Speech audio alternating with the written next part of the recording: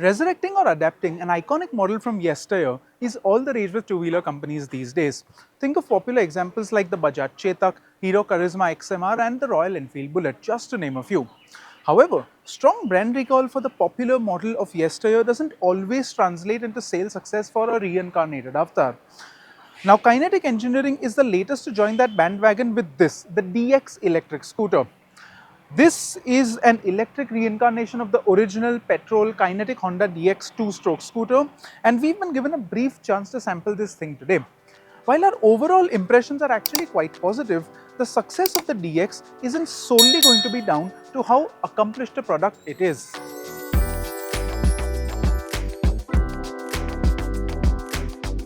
With its boxy squared-off lines and clear design similarity to the original, the new DX Electric is pleasing to look at and will surely stand out on the road, especially in one of the brighter color options available on the higher DX Plus variant we have with us. An all-metal body is something that most Indian scooter buyers resonate with strongly, and the new Electric DX's bodywork is made mostly of metal except for a few plastic panels. This gives it a solid, well-built feel, and quality in general is fairly decent. However, some areas like the flap that covers the charger and the buttons on the switchgear lack the solid feel and tactility of some of its more established rivals. The switchgear in particular has different buttons to pretty much every scooter out there, and until you get used to this layout, you'll have to almost every time look down to make sure that you've pressed your desired button. This is going to get confusing, but if this was your only scooter, in time you would get used to it. And while you would get used to it, it just seems like a bit of an unnecessary complication. And speaking of unnecessary complications, there's no physical key on the Kinetic DX Electric. Instead, what you have is a physical notepad into which you input your 4-digit security code, and then the scooter unlocks and you can ride away. Now, in theory, this seems like a convenient solution because you never have to worry about having the key on you or misplacing it, but in practice, the situation is a little different. You see, since this is a 4-digit security code, you will be inputting the same digits every time. And since this is a physical keyboard, not a touchscreen system like on the Ola electric scooters, the same 4 keys will get used over time and fade. Once the keys are faded, it's just a matter of a guessing game before somebody unwanted could unlock the DX Electric and ride away with it. And while after 10 wrong attempts, the DX will lock itself and you will have to manually reset the code via the Kinetic app, this just seems like a needless complication that could have been avoided by having a key in the first place. However, there are some areas where Kinetic has incorporated features that do actually have real-world utility. The first is the big 37-litre underseat storage area, complete with a USB charger and a dedicated slot to hold your phone, which is a strong USP to have. Another feature that's quite neat is the onboard charger on the top DX Plus we're riding today. The 3-pin plug is also integrated into the mechanism, which means you don't need to carry anything with you. It's literally plug and play. This is one of the best designs on an onboard charger that we've seen from an Indian company to date. On the topic of charging, Kinetic claims a 0 to 80% top-up takes 3 hours. You also have a handy lever under the left side grip which opens up the pillion foot pegs, which is a nifty trick that will be helpful on a day-to-day basis. However, you do need to close them manually. Swinging a leg over the DX, it feels like a really roomy riding position even for somebody of my height, and the low 770mm seat height ensures that even shorter people can get their feet on the ground without too much fuss. Speaking of the seat is wide and well padded, meaning 2 adults can sit quite comfortably, and making lock-to-lock U-turns is also not a problem because the handlebar is set quite high and the steering is also fairly light. However, there are some flies in this ointment. The first is that I think I'm just sitting a little too knees up, which over a longer period of time could be a problem. This will be a more pronounced thing for taller people like myself, and I think the competition from TVS and Bajaj has that thing sorted out much better. Another thing in terms of ergonomics for the pillion especially is that the pillion foot pegs, they are placed quite far forward.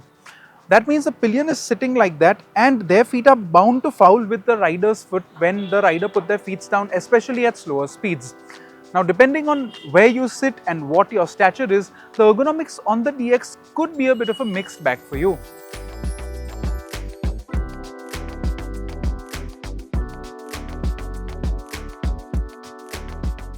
The riding experience is also largely what you'd expect from a polished electric scooter in 2026. The hub-mounted motor ensures you have a near silent riding experience and it builds power in a linear way. Acceleration, while strong, doesn't feel frantic, which will be well suited to the practicality-oriented consumer Kinetic is targeting with the Electric DX. Throttle response too is quite predictable and feels well judged, although initial acceleration feels slightly dull up to 20 kph in all of the three modes.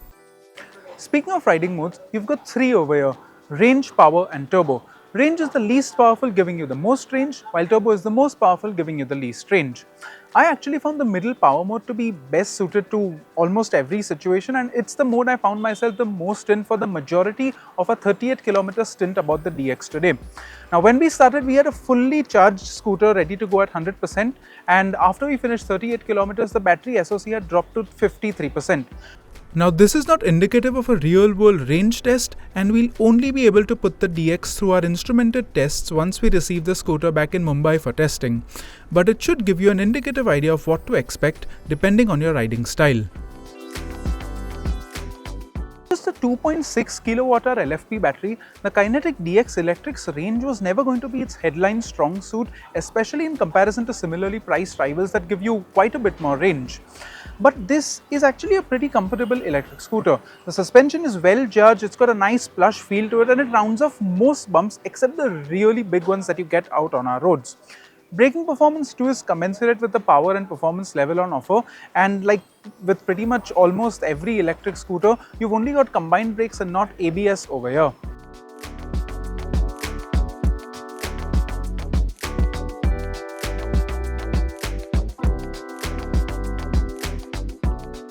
Before we sum up, one point to bear in mind is that the DX Electric is going to be sold via Kinetic's new dealer network, and you will not find it in Kinetic Green showrooms.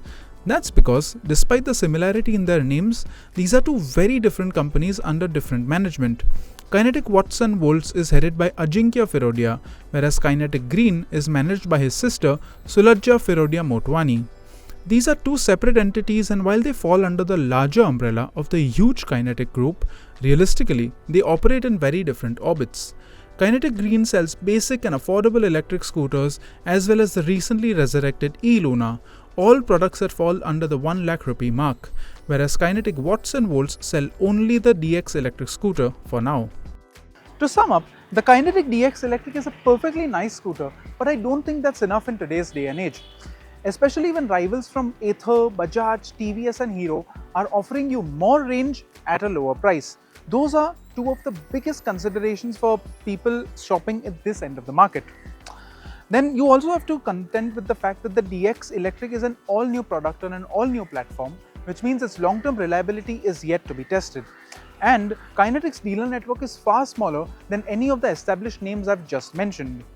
Unlike the original Kinetic Honda Petrol DX scooter, which entered a nascent market with virtually no competition, the new DX Electric is going up against stiff competition from all sides. It remains to be seen if the market warms up to this scooter, whose main draw is its appealing style.